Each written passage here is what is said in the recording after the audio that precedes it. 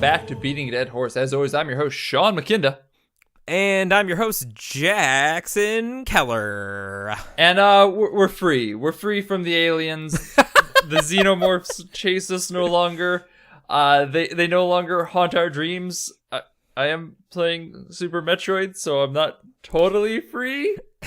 Just kidding, folks. Like we promised you last week, we're talking about Conker's Bad Fur Day today. Featuring the xenomorph. Yes, the xenomorph from Alien. It is kind of impressive that we finished this Alien month and we're both like, all right, we're done. We took care of that. It's over. And like you're like, all right, I'm gonna go finish Conker. And I'm like, all right, I'm gonna start Super Metroid, which one has an alien, one is like heavily fucking inspired by the Alien series. The main villain of Metroid, the main recurring villain, is literally named after Ridley Scott. Yeah, it's insane. So a little bit of a lack of foresight on our part for that one. But we're not here to talk about that. We're here to talk about Velvet Buzzsaw. This came out very recently on Netflix, so like if you haven't watched it yet, you got an opportunity to. I will say I know it was very divisive. A lot of people were saying it's like just complete tat, but like there's some enjoyment to it. That was not the phrasing I expected you to use, but go on.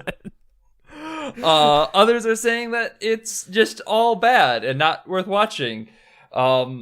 So yeah, I'm curious to know what you think, Mr. Artsy Fartsy Theme Boy.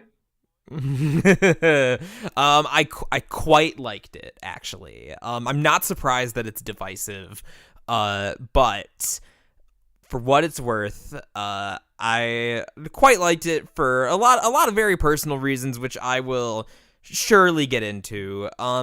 But you know, I'll concede that it is not the most masterfully crafted film. I wouldn't say I was wowed by it or thought it was an amazing movie, but I did quite like it, and I thought it was worth my time. Me and my girlfriend watched it. She liked it too. We both put it in probably like the 7 out of 10, like 3.5 to 4 stars out of 5, or like something in that range. Yeah. So that's me. What did you think, Sean? I kind of felt like, I will say, I felt kind of like I was channeling Morph, the main character, as I was watching it and critiquing it afterwards, because I felt like a lot of the criticisms he was throwing at this art that he was critiquing is the same things I was throwing at the movie. Because I felt it was often uninspired, sloppy, kind of just poorly lit and done, and like thematically dead. So I very Morph art critic, which I guess if you really want to take it as like a meta thing, I'm playing into the hands of the filmmaker, but also fuck you. That's not how any of this works. So yeah, I have a lot of thoughts about it. A lot of it stems from the usual like filmmaking standpoint that I take in the podcast. I actually do dive into why I think it thematically doesn't work. And I also don't think it works as a horror movie. So I'm not entirely sure what this thing works as, but I'm not seeing it. It definitely doesn't work as a horror movie. I will completely agree with that. Not scary, not very visceral or impressive in that regard. The kills are all really boring. Yeah, I mean they all land with kind of a wet like a wet thud. I will say that I think there were a couple of neat things that they could have done something with, but I mean apparently this movie was very high budget, which surprises me. Yeah, no kidding. Holy shit. It feels like a Netflix movie. No, it definitely does. But I was just like, when I was doing my cursory amount of research, apparently he was saying that like the movie would have been too much of a high budget thing for studios to want to take in. So Netflix, I don't know what the deal is, but yeah, if it is high budget, it certainly doesn't show. Well, I mean, it has John Malkovich in it, which means it's obviously a Netflix movie because I think he's contractually obligated to be in Netflix until he dies. I mean, you know what? John Malkovich is here, and I like him, so that's fine. I mean, I'm not upset by it. I'm just saying he seems to be in all the big Netflix releases right now. So, was he in Bright? No, not Bright. He was in Bird Box. Oh, he was in Bird Box. Okay, in about the same capacity that he was in this, in that he was and John Malkovich, and was in for about half an hour, and then ceased to be. So. All right. Well, I guess this isn't a spoiler, but I kind of the first thing I want to mention that is maybe only tangentially related to the movie, but I think kind of explains why I felt such an attachment to the premise is that I'm very familiar with the guy that this movie was based off of. So the premise, in case you didn't know, is that there's some like pretentious art critic, art gallery people. One of them has a neighbor who dies, and she goes rooting through his apartment and finds all these really crazy fucked up paintings, and then she sells them, and then horror movie shit happens after a while. I mean, that's not spoilers, that's in the trailer. Yeah. So the movie very clearly based on this guy named Henry Darger, who I saw a documentary about, who that was really interesting, but also one of the few movies that has made me genuinely uncomfortable because of how kind of exploitative I felt it was. So Henry Darger was this guy who had like a troubled life. He was in and out of like mental hospitals and institutions, like separated from his parents at a young age, endured some abuse. I think he went to war. I can't remember exactly like his whole story off the top of my head, but basically he was just this guy who worked as a janitor, was really unassuming, didn't really have friends or talk to people. And then when he died, it was the same story. They went into his apartment and they found just pages upon pages, like, you know, thousands of pages of prose, like one of the longest works of fiction in history, all written in like composition notebooks, and all these strange, weird, like outsider art pictures of the characters who were like these little girls who he identified with, and like he would draw them naked and like with penises, and he would want to be them and become them, and they triumphed in his fairy tale land. And it's this whole big saga that's like super interesting because like, well, you're dropping information that you didn't drop in the pre-discussion on this, and whoa.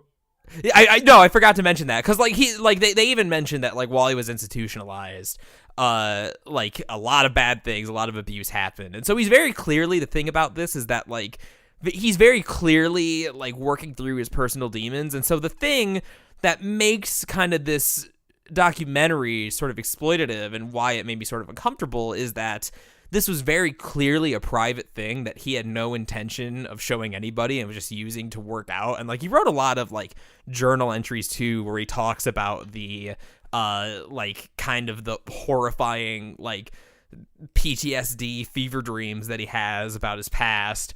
And so, you know, he didn't want any of this to get out. I think unlike in the movie, he actually was still alive but dying when they found all this stuff. And like apparently he looked like completely horrified when the person in the hospital was like, "Hey, so what's up with all that art you do?" And he just sort of like resigned himself to saying like, "Well, you know, people know about it now." And so yeah, so that's Henry Darger. And the movie, I don't know for sure whether the movie's completely based off of him, but the details a line too much to be just about like an outsider artist in general to me. Maybe it's more of a common story than I think in these sort of cases, but in and out of institutions, like abusive family. The real Henry Darger wasn't like a crazy like murderer who used like blood to create his paintings or whatever. So I think it's just a very interesting topic, a very interesting thing to think about, this world of like outsider art, niche art. I think it relates to the internet. Like, I've always taken sort of an interest in this sort of the things that people pump out that nobody else has ever really seen. Let me tell you, I've played a lot of Renpai visual novels, clearly made by like teenagers. Yeah, and so like in general, the subject matter had already kind of won me over because it already checked a lot of my boxes. So combined with the outsider art angle is the anti like art institution angle, which very much checks a lot of my boxes. I am currently finishing up my tenure at a academic institution for writing, so not exactly the same scenario, but there are a lot of parallels, and so I found the fact that this movie was about shallow, pretentious, rich people getting what they deserve very gratifying. Much like how when I texted you that I really liked Prometheus, and you're like, yeah, that 100% makes sense. This definitely makes sense as to why you liked this one. I can't say I'm entirely surprised. And much like your concession that like there are elements of Prometheus that worked for you, I will say like there's definitely parts of this movie that I do think work really well. There's a bit of humor in one scene that I genuinely cackled at for 5 minutes. I thought it was like the funniest goddamn thing I've seen in a long time, and it was so simple. I think there are some actually really interesting shots going on. I think some of the ideas work well, but my favorite shot in all of cinema, I think, is of Jake Gyllenhaal sitting ass naked in a chair with his laptop covering his dog. There was something about it that made me chuckle, and also I couldn't help but think, Jake Gyllenhaal, your dick is probably roasting right now. Oh man, I think my favorite critique of this movie I ever saw was from K. Austin Collins at Melville Maddock on Twitter, who said, Velvet Buzzsaw features a gratuitously nude, bisexual Jake Gyllenhaal playing a bitchy femme art critic named Morph, i.e. my wheelhouse, and it's still bad. Skip this. And I'm like, all right, let's see how this stacks up. And you know what? I kind of agree. I think that this is the type of movie where if you kind of know if you're going to like it or not going in, or at least you know kind of what to expect. I think that there's definitely a market for it, like Jackson, who will like it. And I think that there's a market for people who will find it kind of schlockily enjoyable. But I think for a more general audience, it's not great. And if you're more into like the film side of things, it might not be as great either. I mean, if you're like any sort of artist in general with like a chip on your shoulder about like the business or the institution or academia or whatever you may be, I mean, make no mistake, this is a circle jerk. But man, let me tell you, I was in that circle jerking right along. Yeah. See, I don't have that attachment at all. And like, I definitely saw what it was doing. It wears its colors on its sleeves. Literally. Ha ha ha. But it didn't hit the boxes in the right way for me. I think, as I said, like the themes didn't land for me. And it's not because there weren't themes. Or that they weren't clearly defined. It was more that they were explicitly defined, but like more, they almost felt, I don't want to say tacked on, but more, additive than central. Just because they're very, very apparent and very much not super well woven into the story in an interesting way, as much as just very much like, and this happens. Do you see how it ties into the theming? Okay, next scene. So yeah, I think that's a solid way of explaining why I wasn't a fan. It's certainly not very tight, and I don't know. In this kind of movie, I can forgive that a little bit, mostly because I kind of forgot it was a horror movie until like the horror movie parts reared their head, and I was like, oh yeah, that's a thing. Their ugly head. Yeah. And so like, as far as like the scattershot sort of like scene to scene, it is very disjointed, and I remember feeling that about Nightcrawler 2, which I also really liked.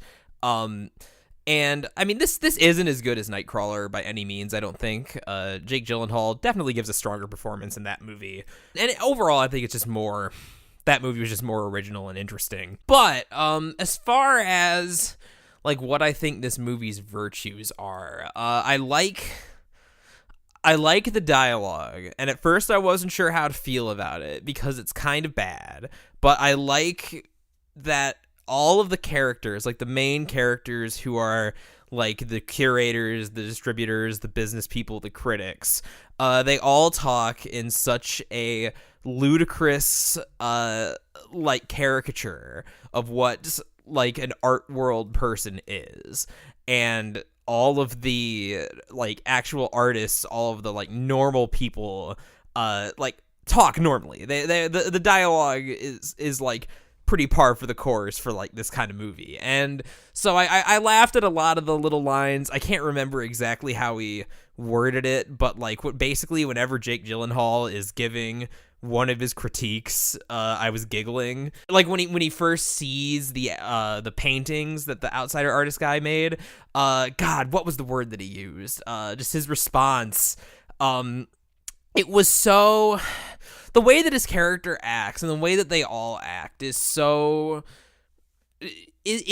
shallow and detached that it does ring pretty true to me of the way that like a person who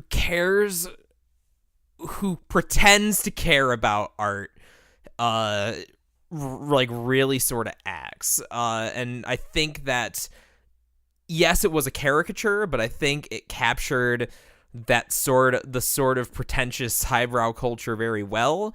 And I think that like everyone, like, and there were just a lot of little jokes, like the way that everyone was so impressed with the sphere struck me as weirdly funny. The trash bags in John Malkovich's studio. Yeah. Like that was funny. I laughed at that.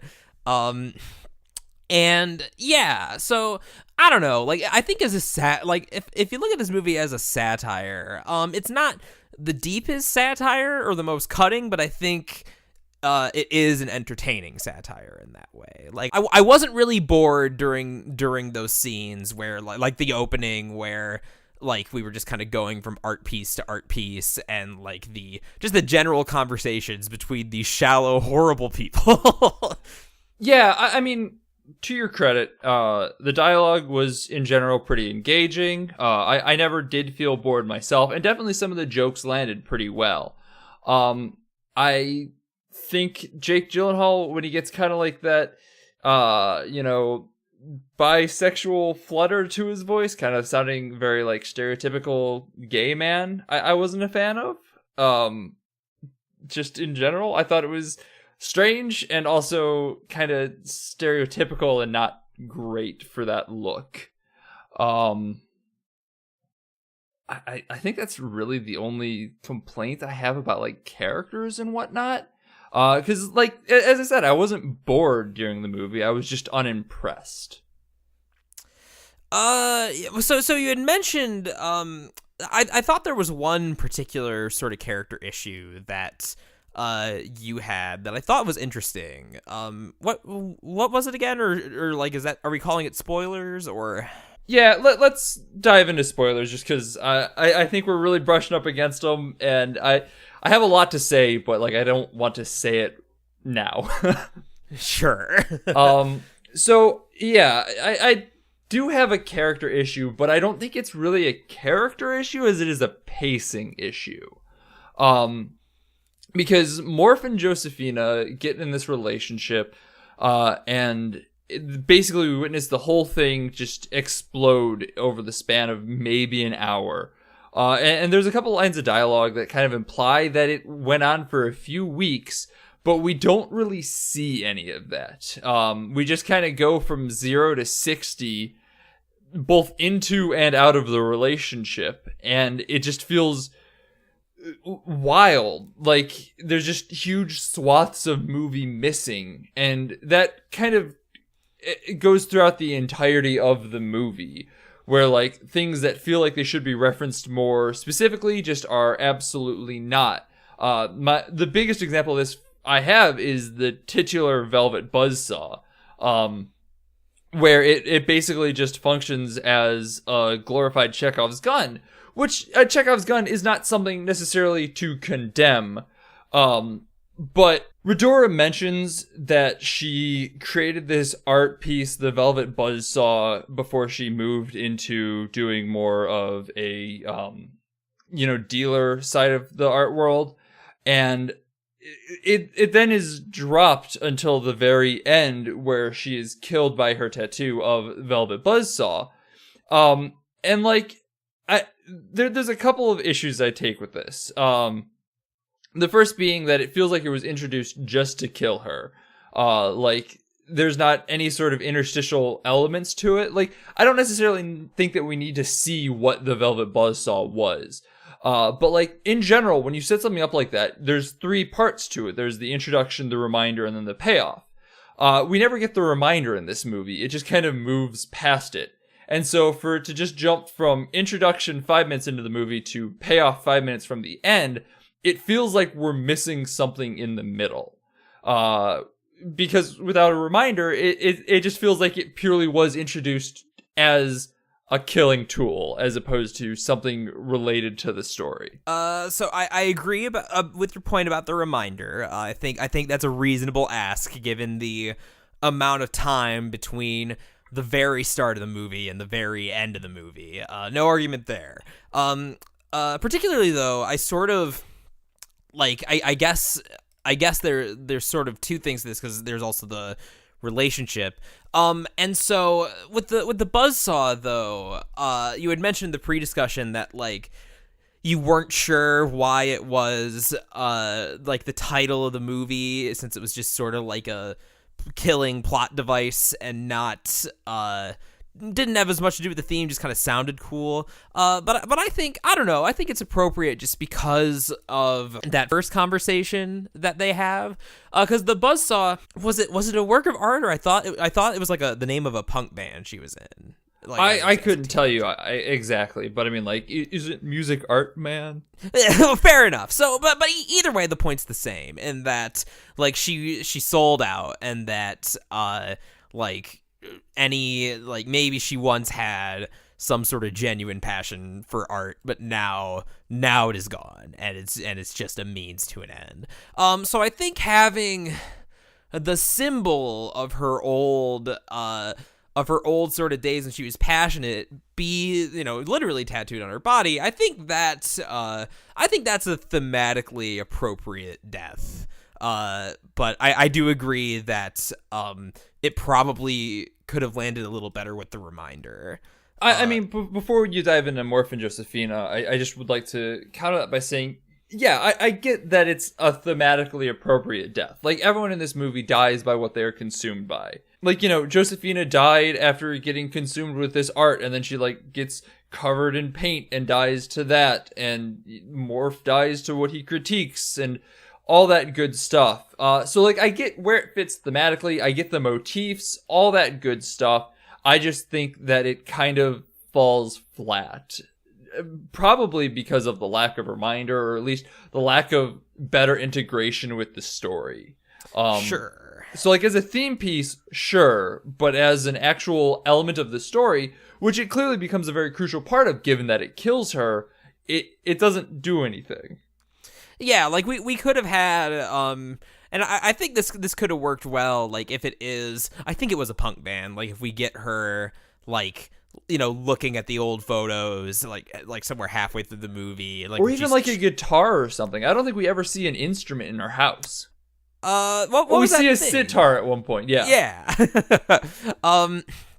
Yeah, so, no, so I think, like, as far as the character relationship, I never felt like the movie was moving too briskly or was missing that big of chunks like you did, because I remember me and Haley had the same reaction, that we both felt like it felt a little long, and like the pacing was definitely sudden. Like there were definitely a lot of like abrupt cuts and that sort of thing. But I think as far as like the specific point of their relationship not developing, to me, like, I read their relationship as like the intermediate stuff doesn't matter, just because of how shallow and superficial that it is. And like, again, these are two very shallow, superficial people. You know, Morph, he gets a little bit more depth in character development, but he's still, throughout most of the movie, kind of this pretentious jackass. And so the fact that they don't really take each other seriously, that we don't see a lot of the drama, we just see sort of the thing suddenly blow up. I don't know. It felt appropriate to me, especially because in the very next scene is the funny one. Oh my god, yeah. No, the fucking breakup scene is so goddamn good. Before I jump into that, I do want to mention that you did say like it felt long, but I feel like the fact that it feels like it's missing swaths of movie is almost what made it feel long. Because like your mind was retroactively filling in blanks that was left open by the movie, and probably kind of extended the length of it because like you were exhausted trying to piece things together. I mean, it felt long to me. I never felt like, I guess I had the opposite reaction, because I never felt like things were particularly missing. It just felt like there was a lot of stuff, and I liked a lot of the stuff. Like the scenes with John Malkovich were like not really important to the plot in any meaningful way. But I liked those scenes. I liked his character. I mean, he tied the theme together. It made sense why he was there. Yeah, and so like him, like, you know, being an alcoholic and like taking a drink and not actually, like, I don't know, his character resonated with me a lot. Like I my favorite scene probably was that the ones with his character in the studio where like he had just produced this one kind of shitty, like, uninspired painting, and like people are kind of dogging him on that because he's had so many personal struggles and can't keep up with the demand. And like I think the fact that like it's a healthier message, I think, to have him go off and just sort of enjoy drawing his little lines in the sand, just because so much of like the common meme is that like good art can only come from like torture and suffering. And I think that's a really harmful, poisonous sort of idea that is really people really take to heart. And so I think having a character that actively goes against that, where even like the corporate lady is like, you know, you need time to recharge, like go take care of yourself, fam, and you'll come back when you're ready. I don't know. I like that, just because if we're talking about themes that resonate with me, I mean, I know, just speaking from my own experience, like trying to do work, is that my best work has never ever come from times when like I was deep in the hole, like deep in suffering and shit. So yeah, like those kind of little distractions. Like I really liked the thread with his character. And I remember both me and Haley were pretty pleased when we saw kind of what happened to him in the credits. And yeah, but like I think as much as I can give you credit for these little moments being very good, because there are a lot of very good little moments. I like as you were explaining that it's implying, the best work comes when he's not in his dark place. You're right. I do like that. I think it's very nice. It's something that I hadn't picked up on until you started mentioning it. And I'm like, yeah, no, I dig that. I like that. But, the little bits don't necessarily make for a good movie when you put them all together. Yeah, I mean, I don't know what it is, because I do normally value cohesion a lot more, but something, I kept being entertained by the little vignettes that we have going on here, to the point where I didn't mind that they weren't adding up to as much of a grand narrative, as I normally might like. And I think the only times I was really dissatisfied, actually, really, I was more satisfied when I was just watching little bits and vignettes and like art world squabbling bullshit, and then when we got back to the plot about like murdering paintings, I'm like, oh yeah, this is a shitty horror movie.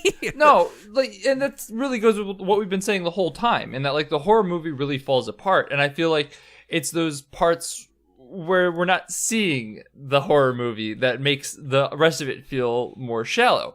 Because, here's a couple really quick bits that underscore what I'm saying. Their relationship starts to fall apart when Jake Gyllenhaal's Morph starts to see the paintings move. But we never really see the build up to his, psychotic break. He just kind of goes from normal to, oh my god, they're moving, panic, panic, panic. Which would be fine, except one of his lines is directly saying, I've been seeing them move more and more. And we haven't seen this at all. We just jump into him freaking out because he says that he's been seeing them move more and more. We get the scenes of the woman working to figure out what Dees was, drawing with and whatnot. And we get 2 scenes in that lab, and they feel very far spread apart. There's something that should be connecting them more, but they just kind of show up and leave. Honestly, it kind of feels like the middle of an NCIS episode. We got to go to the lab and see what they're saying. And then they do, and then they leave, and they go, oh, we found duty on the guy's toe. What's the DNA? Go back to the lab. And so, it felt more disconnected. There should have been more happening there. In NCIS, you go to the lab, and you're like, hey, there's that character I like that appears in other episodes more frequently. But in this, it's like, hey, it's you. Go get him, champ. You figure out this art.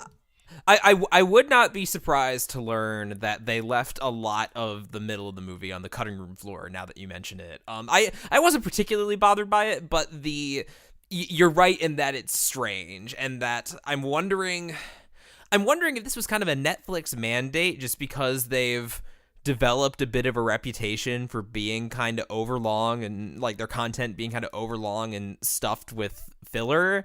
So I'm wondering if this is too much in the opposite direction. Oh, we have this little reminder scene, you got to cut that so we can keep it under 2 hours, Maybe, but the movie still comes across feeling super fucking Netflix. I mean, definitely in the cinematography. Yeah, I mean, I'm referring more to cinematography when I say that. But at the same time, I'm not, because I felt this way with Bird Box too, where things just kind of happened and then fizzled out. We never really got any sort of cohesive narrative between scenes concluding things that started in previous scenes.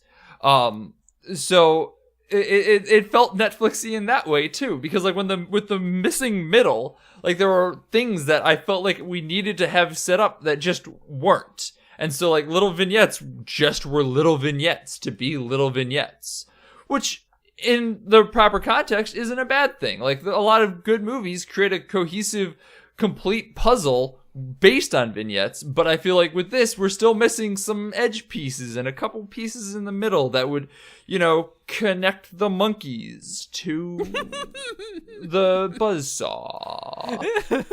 Which, yes, I realize as I said that those two actually do connect through the spirit medium and whatnot, but the point stands using other metaphors.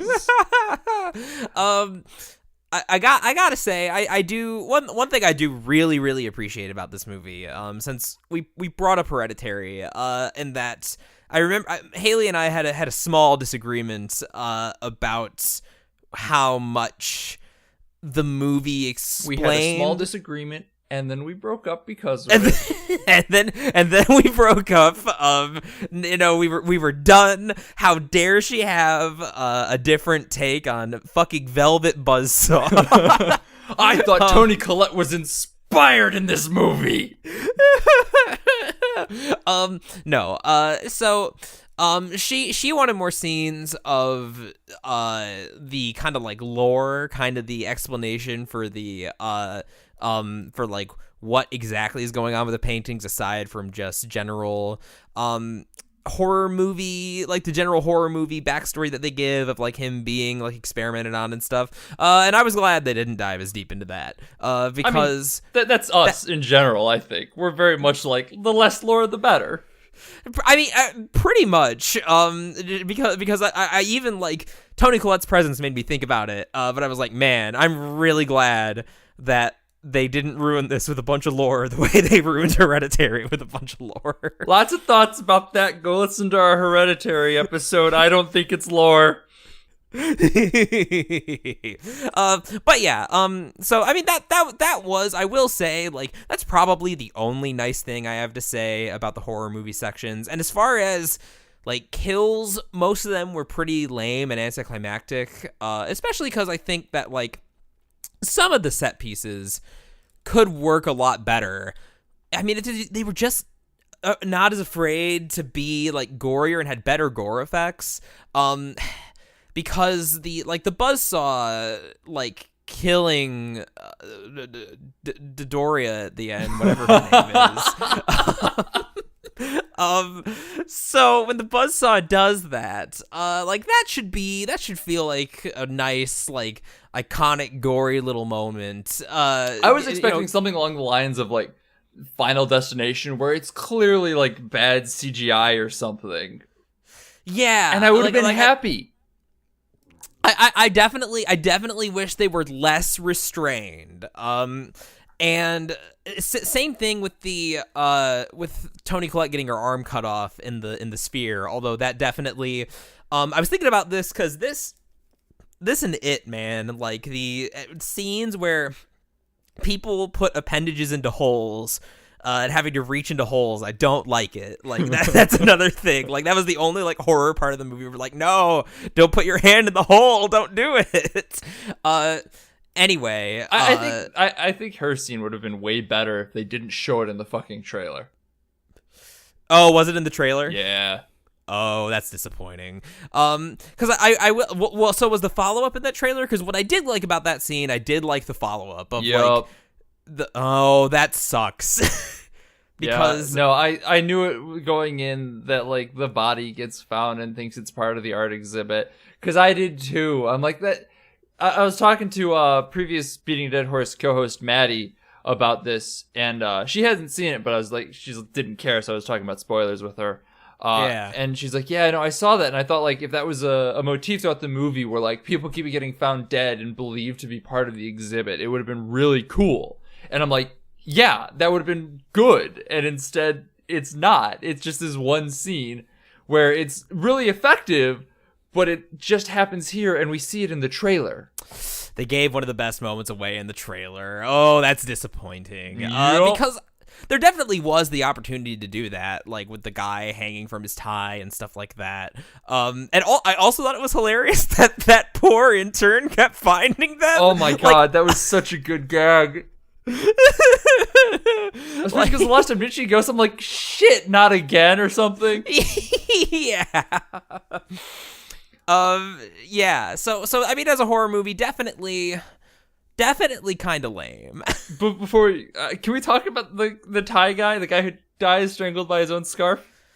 Yes. Because I'm gonna give it a compliment sandwich, because I will say I thought the transition from the art exhibit into like the living attic was very good. Like it was very hard to piece together where the transition was, and it felt very natural. Like I was questioning, like, is this actually happening?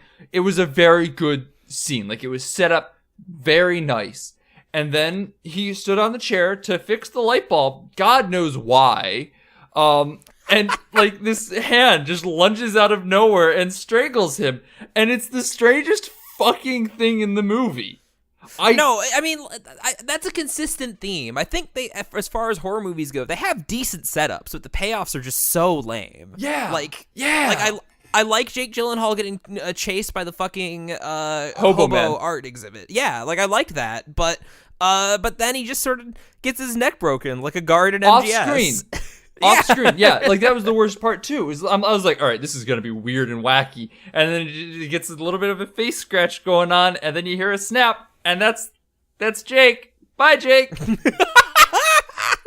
I mean, they just keep cutting away. I mean, I guess I know why they did it, because, like, when they didn't cut away from the money shot during Toni Collette's scene, the arm looked really bad. It looked terrible. Yeah. So like decent horror setups, but just not following through on the payoffs at all. And, like, even the scene with the guy who dies by the scarf, Don. That was his name. I remember that because I thought it was silly. I love their stupid names. I love it. They're great. They're wonderful. But, like, his scarf death, like, the ending of it with him just sitting there hung by his neck was effective. And, like, the preview before it. So, like I said, compliment sandwich. Both sides of it, of the kill, are very, very good. The kill is very, very bad. So, the actual kill, probably the biggest condemnation I can give of it is it reminded me of a scene in Troll 2.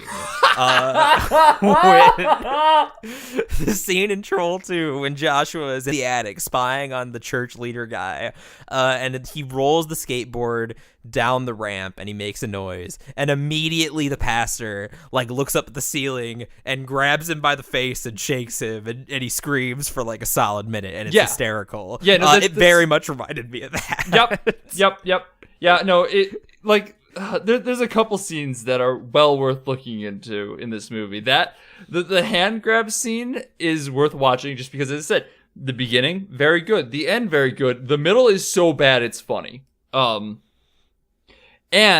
I mentioned this, and I have to mention it because this is the goddamn funniest thing. When Morph and Josephina are breaking up, they have David Diggs standing in the kitchen shirtless, making, like, fucking an omelet or something, and they're freaking out, and he's just kind of like, yeah, man, I'm not here for anything. I didn't mean to sleep with her. I didn't realize you guys had a thing going on. Don't worry about it.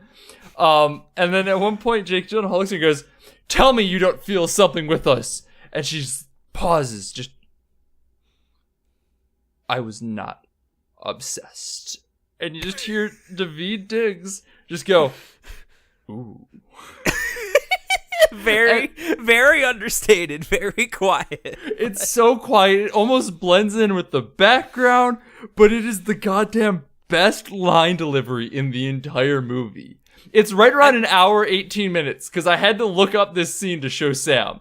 Like, I was like, this, you don't have to watch the rest of this movie. You have to watch this. This is the funniest shit. It felt like a Key and Peele sketch, honestly. It's right after Toni Collette dies, and like, it's set up. I do love the setup and payoff of this scene. This is a great scene because he comes in and he's like, oh, I'm crying, I'm panicking. Like, don't you need like a shoulder to cry on? And like this whole time he's standing behind him making the omelet, and it's so fucking good. Oh yeah, if the rest of the movie was like that, I would have been thrilled. But it wasn't. It was okay at best. Well, I mean, I think your assessment towards the beginning, and that this is the kind of movie that whether or not you'll like it, and I think that's true. So if you want unsubtle satire about the art world and think you're gonna get a kick out of that, don't go in expecting a good horror movie, but go in expecting a pleasant satire comedy. And I think if that's your jam, you'll get a lot out of it, because I did. But if you're expecting a horror movie, seek elsewhere. Almost anything else. Yeah, no, I would. Yeah, there's a lot. If you're Final watching this Destination. Yeah, I mean, I guess like that is sort of the that is sort of the thing, and that I feel like Nightcrawler was kind of similar in that, like, it wasn't a horror movie, but I think it sort of presented itself in the marketing kind of in a more horror-y way. Yeah, but Nightcrawler was deeply unsettling anyway. Yeah, no, I mean, this is definitely not nearly as good as Nightcrawler. But I think, I mean, you can definitely tell it's the same director. There's a lot of I think stylistically it's very similar, because Nightcrawler felt pretty disjointed. I think it worked better in that movie, but yeah. Well, I mean, Nightcrawler too just kind of felt like a whole hazy trip, and like that was the point of it.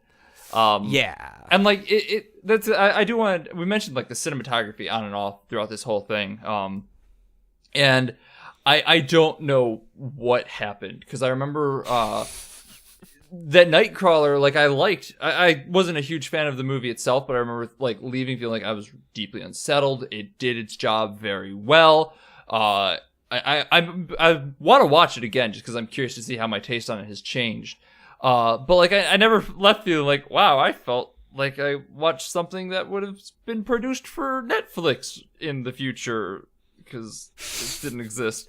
But there was just a weird number of scenes that felt overlit, I think is probably the best way of putting it.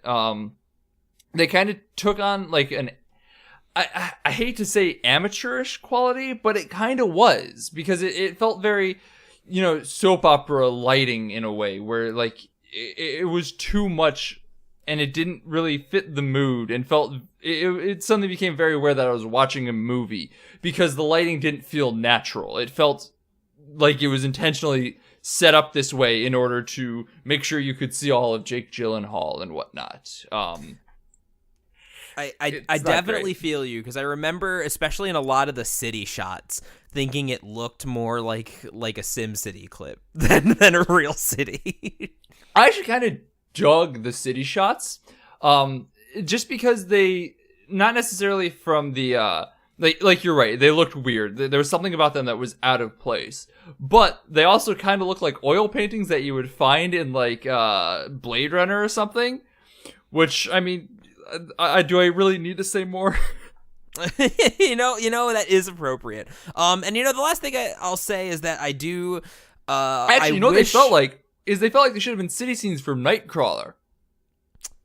Oh, because like they're all darkly lit and like very mysterious, like things are happening down below. But yeah, no, I see it. I was thinking more of the daylight shots that looked weirder, though, which is maybe why. Maybe he's just better at making cities seem unseemly and gross, not in broad daylight. Yeah, I feel like we should go find more of his movies and kind of do some comparisons, because I'm curious now as to whether he's just really good at dark movies or if this was just a rare miss. Yeah, no, we should. I mean, I'd definitely be down to revisit Nightcrawler on the show. Yeah. And I don't know, has he done other things? He also did Roman J. Israel, Esquire. I have no idea what that is. I happened to be on his IMDb page as you asked. Well, perfect. It has a 58 on Metacritic, so a little bit less than Velvet Buzzsaw. What did Nightcrawler get? That was pretty acclaimed, wasn't it? Nightcrawler has a 76, really? So 16 more. Yeah. I mean, I can understand the kind of division on it. It's another one of those weird movies. Yeah, I feel that too. So I remember Nightcrawler had a really terrible score. Like, it was one of the first movies I watched where the music was distractingly inappropriate and bad. Oh man, now I really want to watch Nightcrawler again. Yeah. So I don't know. Portrait of the Artist as a Henry Darger. I give it a solid recommendation. I liked it, and if you think that you'll like it too, you probably will. Don't expect a horror movie. Yeah, and if you're looking for something that's like made well and cohesive and engaging all the way through, probably look elsewhere. Like, it's not, as I said, I was never really bored. I was just kind of lost and slightly disinterested in points, and I don't know. I have a lot of conflicting thoughts about this movie, and they're not really conflicting because I think overwhelmingly I'm like, meh, but conflicting between scenes, and like that's kind of how this movie works, honestly, is each scene feels very different from the previous, and it doesn't always work. Hopefully. Anything else? It's like poetry. It rhymes. That has nothing to do with anything. I wanted something to say, and that is something to say. You're not wrong. Any intelligent point I've ever made on the show, discredited. I'm in jail. I've been Sean McKiiiinda. Find me on Twitter at Sean_McKiiiinda. Find my website, isortof.com. My Twitch stream at twitch.tv/helpus_skippy. All great places to find me. Stuff happening everywhere. Go check it out. And I'm Jackson Keller. You can find me trapped in an ice block. Help, melt me. Set me free. Trust me and we will escape from the city. God damn. Why do we always ruin our endings? Like that was a wonderful fucking discussion on this movie, and then we did that. We got to bring the memes, and we got to bring them at some point. So if we're too serious, we gotta shove them in at the end. Oh man, we need to rethink some layouts. And if you want to talk to the podcast directly, you can at BADH_cast. That's probably the best way to get in touch with Jackson, because I will see those tweets and let him know what's going on. It's also a great way to watch me descend into madness as I talk to myself on Twitter. Other than that, though, thanks to Lords of the Highway for the use of our theme song. It is Suicide, alternate take off the album High Octane, Low Expectations. They're a wonderful band. They do a bunch of really cool stuff. New album out just recently. Go check them out. They're on Spotify, all those usual places where you can find music they're worth listening to. Please do.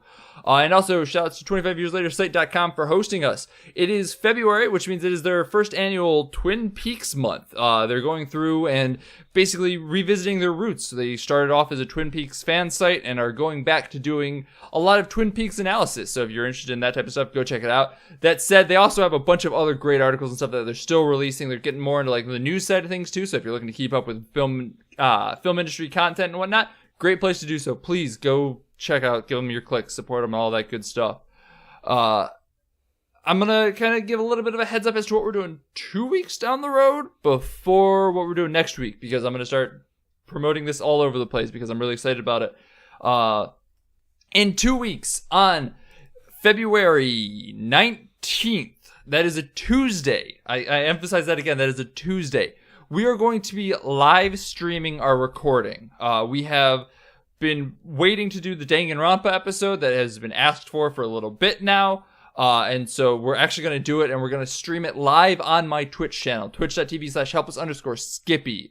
We're going to do about a 45-minute standard discussion of the game, kind of talking about themes, things that we thought about it, before we open it up to 15 to 30 minutes of Q&A, depending on interest. So please come by, hang out. It's going to be at 9 p.m. Eastern Standard Time. As I said, it's twitch.tv/helpus_skippy. It's going to be a great time. It's going to be something very different, very new. Come let us know that you enjoy it, and we'll do it more, because it sounds like a great idea. Very excited. We've been wanting to get back into doing gaming content, and this feels like a very fun way, a fun, interactive way. You know, the medium is the message here. Exactly. So come ask us questions about who we like in Danganronpa and other things that are spoilers, and I don't want to say because Jackson hasn't played it yet. Next week, though, we're going to be talking about Black Klansman. Originally we were going to do Cold Pursuit, but then things happened with Liam Neeson, so we're doing the exact opposite, basically. So, Liam Neeson's brain broke a little bit during an interview, and so we gotta go with Black Klansman because we wanted to talk about it when it came out anyway, and it being nominated for Best Picture is a fine time for me to finally watch it. Yeah, so we'll be talking about Black Klansman next week, so come back and hang out for that. Other than that, you got anything you want to say? I'll make it through, prove it to you, follow me. This is Sean McKiiiinda signing off for the last time. Goodbye.